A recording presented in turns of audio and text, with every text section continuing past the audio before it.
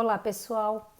Quando você era pequeno, você às vezes tentava olhar por cima do muro e precisava de uma ajudinha do seu irmão que precisava suspender você. Você punha o seu pezinho e ficava ali alto sobre as mãos dele, ou até ele te levava nos ombros para você poder ver um pouquinho mais longe.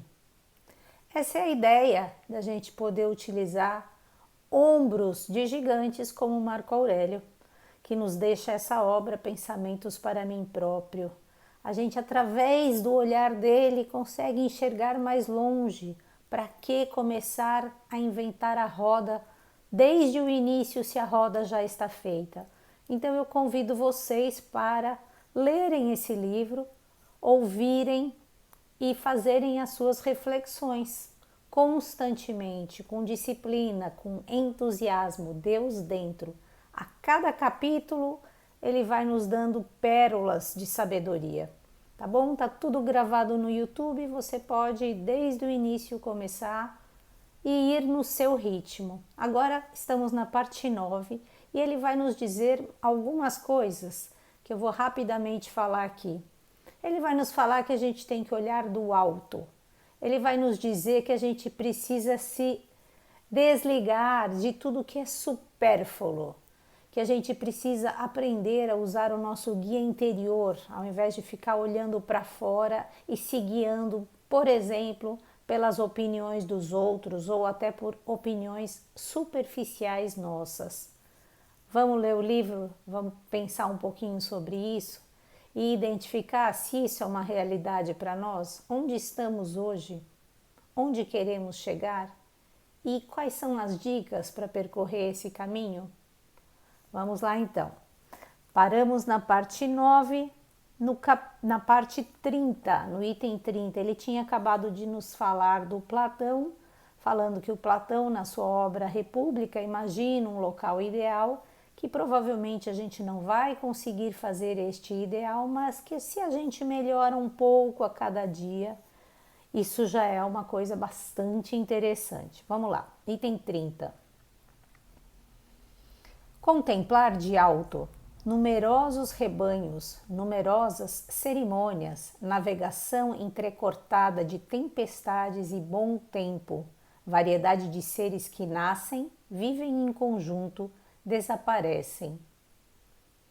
Imagina ainda a vida que outros viviam outrora e a que se viverá após ti e a que vivem hoje os povos estrangeiros. E quantos homens ignoram até o seu nome? Quantos o esquecerão em breve? Quantos, talvez, dos que te louvam agora, em breve te vilipendiarão? E como a recordação que se deixa, a glória, qualquer outra coisa, enfim, não valem a pena ser faladas. Temos esse espaço de tempo muito curto, temporal, efêmero, e ele nos diz aqui: pare de se preocupar com a sua imagem, deixar glória, em breve nada disso restará em você. 31. Impassibilidade em relação aos acontecimentos que resultam da causa exterior. Justiça nas obras cuja causa provém de ti, quer dizer, impulsões e ações que se limitam exatamente a regular-se pelo bem social, porque agir assim é conforme a natureza, ou seja, assuma que a causa de tudo é o que provém de ti e mude a ti mesmo, simples assim. E mudar a ti mesmo não para favorecer a si mesmo, mas favorecer o bem social, estar a serviço. Continua ele, 32. Podes suprimir como supérfluas muitas coisas que te perturbam e que absolutamente só existem na tua opinião. Vamos dar uma pausa. Mas eu não penso nada de supérfluo. Podemos pensar se estamos aí realmente desatentos. Aí faz uma observação da sua vida, por exemplo. Amanhã pega um papelzinho e anota. Olha, hoje, por exemplo, eu só quero pensar no meu caminho como ser humano? Quais são as virtudes que eu quero adquirir hoje na vida e de que forma eu posso agir em prol, por exemplo, desse bem social? Vamos supor que você escreva isso, anota. E aí, durante todo o dia, cada vez que o seu pensamento se desviar para coisas supérfluas, você vai lá e anota. Quanto tempo conseguimos sustentar um pensamento dirigido àquilo que queremos construir? Já parou para pensar nisso? Quantas vezes, por exemplo, durante o dia você se vê julgando alguém, criticando alguma coisa em alguém, na sociedade de uma maneira geral? E ele vai falar sobre isso, continuando aqui.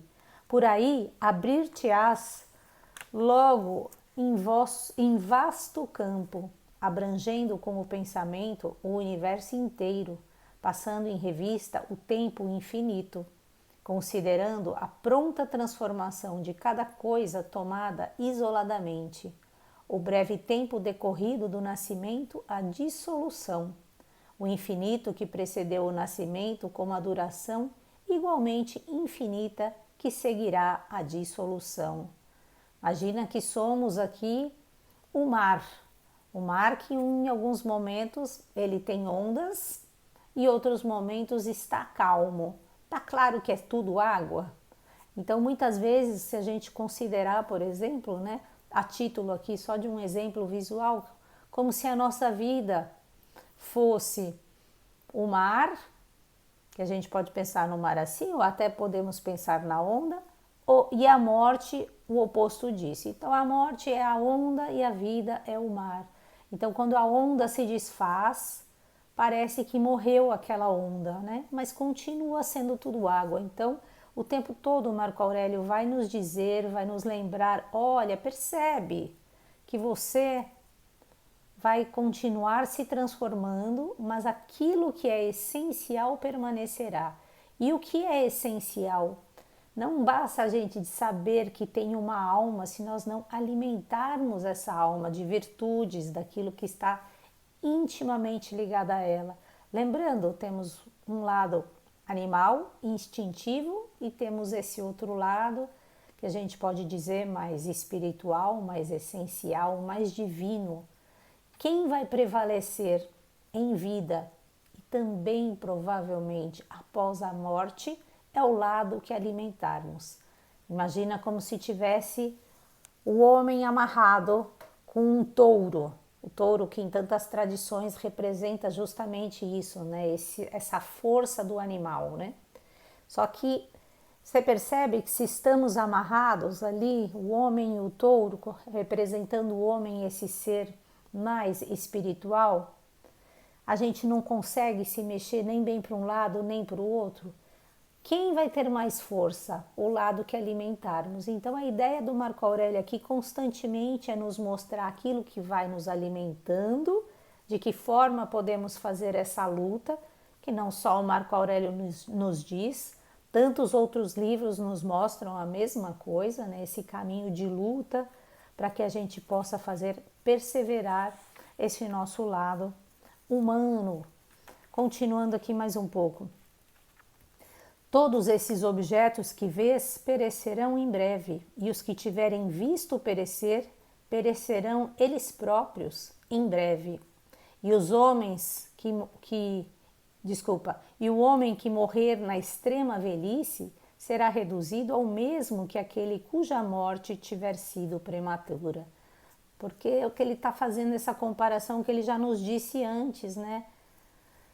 Todo mundo vai morrer, a morte ela é igual para todo mundo. Então, meio que tanto faz se eu morro hoje ou se eu morro amanhã, é uma coisa que a gente pode se perguntar. Tantas pessoas viveram tantos anos e não fizeram nada durante esse tempo no sentido real da autotransformação.